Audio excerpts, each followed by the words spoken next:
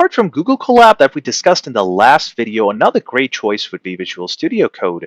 Now, Visual Studio Code is a great choice to start your programming journey as well. Now, in today's video, I'm going to show you why it's the most popular code editor in the world and how you can get up and running in just 5 minutes.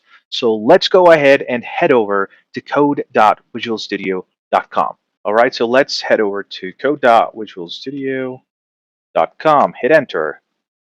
Once you're on this website, you have an option to directly download it for Windows. However, if you're using Mac operating system or Linux, you can download it from here as well. You know that VS Code, it's open source, it's free, it's available on Windows, Mac OS, and Linux as well. So let me quickly show you. If I go ahead and click on other platforms, you can go ahead and download it for Windows, which is my operating system right here, for Mac OS as well, and for Linux as well. Once you go ahead and download it, the installation is pretty simple. Just go with the defaults, and I've talked about the options and the environment variables that you need to set for Python. So go ahead and make sure that you watch those videos as well in order to understand what settings you need to keep in order to make sure that you have everything set up correctly. All right, so this is the screen you're going to land on when you open up Visual Studio Code, and the option that we're interested in is right here, which says New File. There are a ton of other options as well from this side, from this side, from this side, and so on. If I go ahead and click on this New File right now, it's going to give me a couple of options.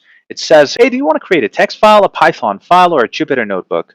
If you watched my previous video, you know that we're going to be dealing with Jupyter notebooks a lot. So I'm going to go with Jupyter notebook right now. Now, it looks exactly the same like Google Colab because we were dealing with Jupyter notebook as well. So similarly, you can write code in this as well. So you can say, for example, print and say the network Viking and hit shift and then enter. When you say shift enter, it goes ahead and outputs the network Viking. In the same way, you can go ahead and assign variables these values. For example, you can assign a string to the variable named A, hit shift enter, and the value is assigned. If I want to go ahead and print A, I say shift enter, and the network Viking is printed when I try to go ahead and print A. In the same way, I can do a print and then say A and say shift enter. Now it goes ahead and prints the network Vikings. I'd like to talk about this menu option as well, which is called extensions. Extremely important. The real power of VS Code lies in its extensions. Now think of these as plugins that turn a simple text editor into a full-blown development environment. So I'm going to go ahead and click on extensions, and here I'm going to search for Python because we are learning Python. Right?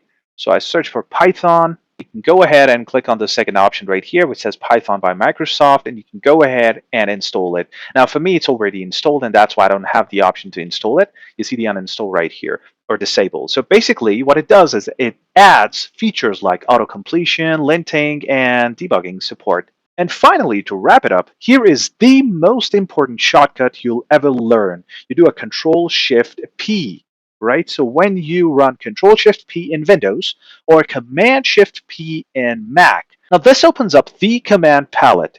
Now you can find any settings or commands in here without digging through the menus. It's the fastest way to stay productive. We're going to talk more about this in the upcoming videos. You're going to understand the importance of this command palette in the upcoming videos when we obviously need to use this for different scripts that we write in the different problems that we try to solve with Python. Now, there are a ton of options in VS Code. Now, VS Code is a tool that's going to grow with you.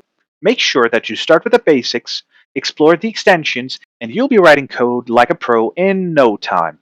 I've talked about how to write and execute Python code in Sublime Text Editor in a ton of my videos, and I've talked about how to do it in idle, command prompt, Notepad++. Basically, you can use any text editor for Python. But VS Code is one of the best code editors that you can go for learning Python. Now, if you want to use VS Code or Google Colab, it's completely your choice. I prefer Google Colab for multiple reasons. If you find this helpful, please stay tuned for our upcoming series on Python for network engineers. Happy coding. Thank you so much.